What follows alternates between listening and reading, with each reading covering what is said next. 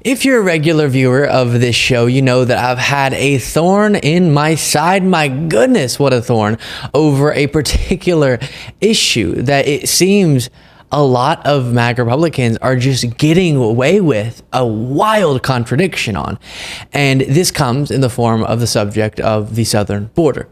And Donald Trump, as we've talked so much about, directed MAGA Republicans in Congress to obstruct and kill a bipartisan border deal that served to do a bunch of the things that many of these same Republicans have been demanding for some time.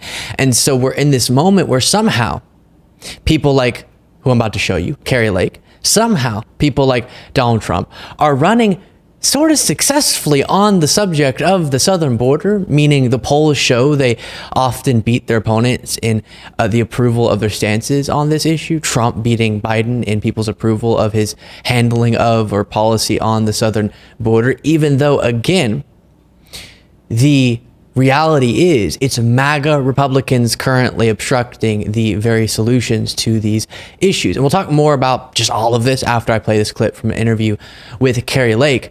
But here, it was really good to see, while it seems a lot of the media is just letting this sort of fade away, the fact that solutions are actively being obstructed by the people saying they want solutions. Strange. But here, the interviewer finally confronted Kari Lake on this subject because she's one of the people running so loudly and aggressively on this topic. And it was great to see. Get ready. Brace yourself. Kari Lake's going to tell a whole lot of lies. And so I'll fact check them after this. I'm sure you've spoken, though, with people at the border about that. Oh, and apologies. I always remember when I play the clip. Please make sure you are subscribed to the channel. Makes a huge difference. Just quickly, and I promise I'll play this without interrupting. We have received, I think, nearly 100,000 subscribers in the last month. That is you. Thank you so much for that. If you're not yet a member of that group, make yourself one. It is greatly appreciated. I'm sure you've spoken, though, with people at the border about that plan, and I've done so over the last couple of months. And the overall message I was hearing was this may not be a perfect plan, but we need something. But it's gonna hurt them in the long run. It's gonna mean that we're gonna take millions and millions of people illegally continuing forever. And I don't think they realize how complex and how terrible this piece of legislation is. And frankly, the media doesn't go down and explain it. So when you ask, do you support a border bill that would have helped you? Well, naturally someone's gonna go, oh, if it helped, yeah. But what you're not explaining is how it's going to cement and codify into law forever the invasion of our country by millions of people every year. I'll clear up my statement on that. I wasn't speaking with just everyday voters, who I do believe are very informed, of course, but these are border mayors who are very clear about what's in the legislation and are still supportive of it. Well, I've talked to border mayors who don't like what's going on, and we're not going to codify into law. First of all, this is a moot point. This is an absolute moot point and a waste of time because it's a piece of legislation that they recognize was dead on arrival. It was poorly written, and it didn't do anything to secure the border, and it sent another $95 billion over to kill people overseas. Now, I'm not sure. Whoa. So first of all, do you notice? She failed to be able to argue her position. So then she goes, well, it's a moot point. Why? Well, she says because it's dead on arrival. Why? Because of MAGA Republicans. That doesn't make your argument. Yes, it's dead on arrival. We're asking, then how the heck can you speak like you want to address the issues that you're fear-mongering so much about in vile ways? And then she jumps into, I guess, the foreign aid part, but that's not specifically what the MAGA Republicans who came out and said they opposed the border part specifically. That's what they were saying. And that's what she has to argue on behalf of, or call out her own MAGA Republican compatriots and say, oh, looks like they don't actually care about addressing this issue, but I actually do because I'm actually MAGA, and so I want this or that to happen, and I support this legislation. So a few different things on this. The second clip I have for you on a different subject, I think is going to upset me even more somehow, but let's go through and fact check some of what she said there. She used this phrase, cement and codify into law the invasion, which is just her grasping at straws. She's just trying to figure out, how do I use scary language to justify me opposing real pragmatic solutions to the problems that we're speaking about here? And as I've said before, pretty vile language, calling this an invasion. And then the legislation itself, let's just run through what she's referring to when she says it would codify into law the allowing in of whatever, 4,000, 5,000 people per day and millions over the course of time. Lies. The threshold they're talking about when they cite it's 5,000, they'll cite 5,000 people per day. It's saying that when there's 5,000 encounters at the southern border per day, then this gives the president, gives his administration emergency authorities that no president has ever had before. So Trump didn't have that. Obama didn't have that. Biden currently doesn't have it. You would have emergency authorities. It would be an emergency status that doesn't just allow for people without any process or anything to come in the United States. Instead, it's restricting the asylum process, shutting down the normal process because it's an emergency status. So she's just lying there blatantly.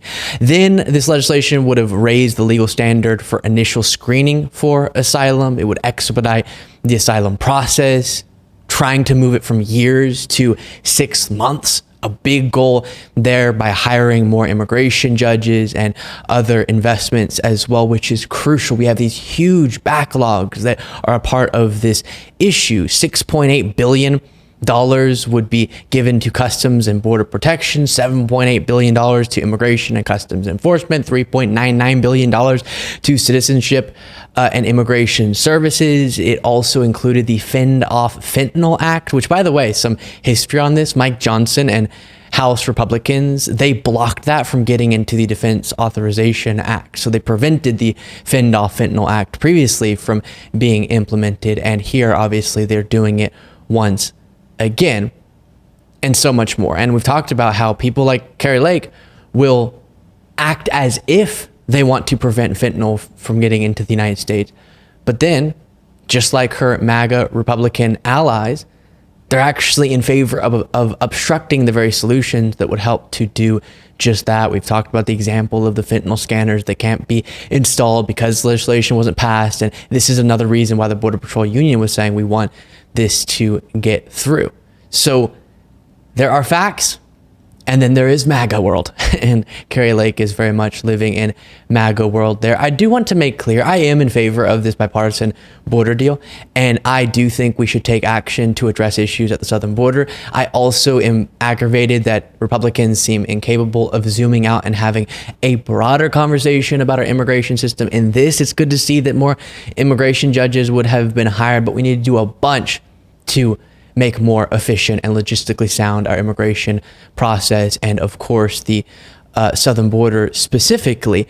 But often they just want to talk about these very narrow issues or metrics regarding this subject. But what I wanted to emphasize before getting to the second clip is that there are issues. So that's why I want them to be addressed at the border, 100%. And I'm in favor, secure border, heck yeah, but also humane border process.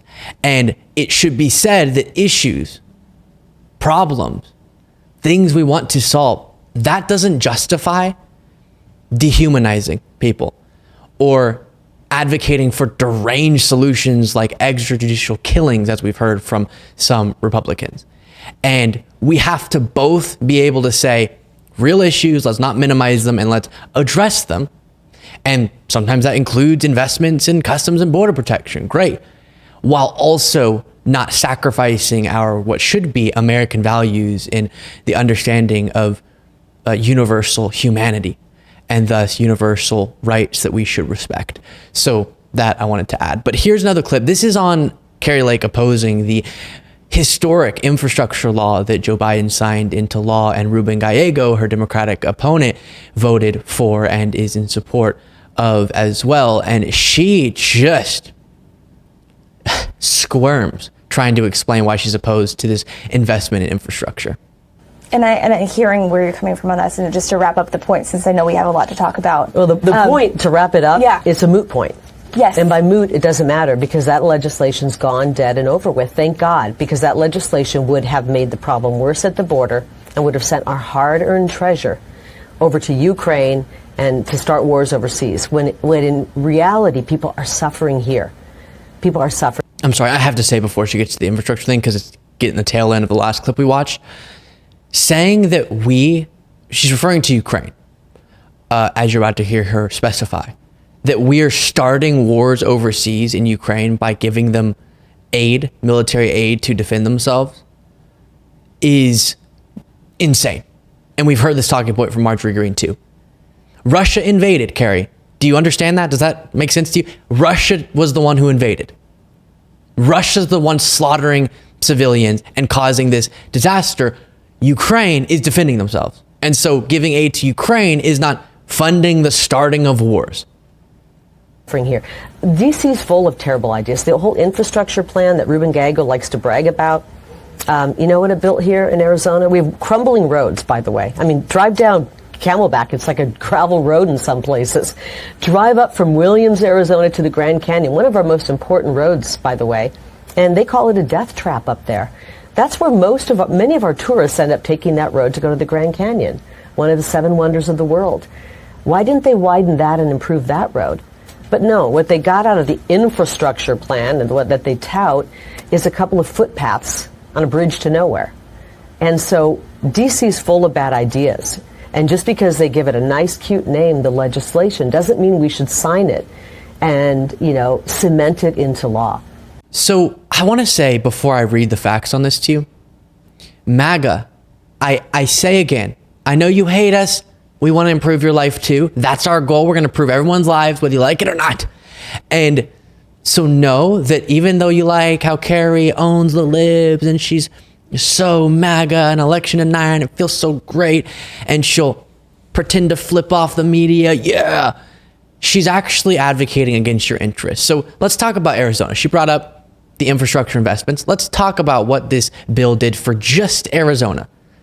$5 billion in highway aid, $225 million for bridge replacement and repairs, $884 million to improve public transportation, $76 million for EV charging networks, $100 million in broadband infrastructure investments, which disproportionately benefits those in rural communities, often conservative voters, because they're the ones with that technology not yet properly implemented. $38 million over 5 years to protect against wildfires, $17 million to protect against cyber attacks, $619 million to improve water infrastructure, like replacing lead pipes, $348 million for airport development. So, Kari, why are you against this again? I'm confused. Something about walking paths? No, she's against it because it's an achievement of Joe Biden. And just to zoom out, $110 billion for the whole country in bridge and road repairs. $110 billion, baby. And that adds up to 20,000 miles of roadways and 10,000 small bridges, $105 billion in public transit and passenger and freight rail systems, $73 billion to upgrade power infrastructure, $65 billion to ensure the access to high-speed internet, $55 billion in clean and reliable water systems, $50 billion in weatherization projects to protect against climate change, $52 billion in repairing, maintaining, and modernizing nationwide airports, ports, and waterways. And by the way, 10 million Americans don't have access to clean and reliable drinking water. So the $55 billion investment in that is so crucial. What's more basic than having water that doesn't have lead in it, or water that is reliable and, again, clean? And we could be having these sorts of policy conversations. Oh, should we invest more in this? Is there more need here? How can we do it? But instead, we're having these absurd conversations where the step one activity just has to be correcting the record on lies being told by the likes of Kari Lake. And so when you spend so much time just fact checking and just trying to get things straight in terms of what is and not what they're saying that it is, it's tough to then dive into these complex subjects like immigration and the border and how we properly manage everything, or infrastructure and water systems, etc. And so the contrast between the priorities of the current Democratic agenda and movement and the current Republican agenda and movement is rather stark and stunning. Make sure, like I said earlier, you're subscribed to this channel, click the like button, drop a comment, all of the good things.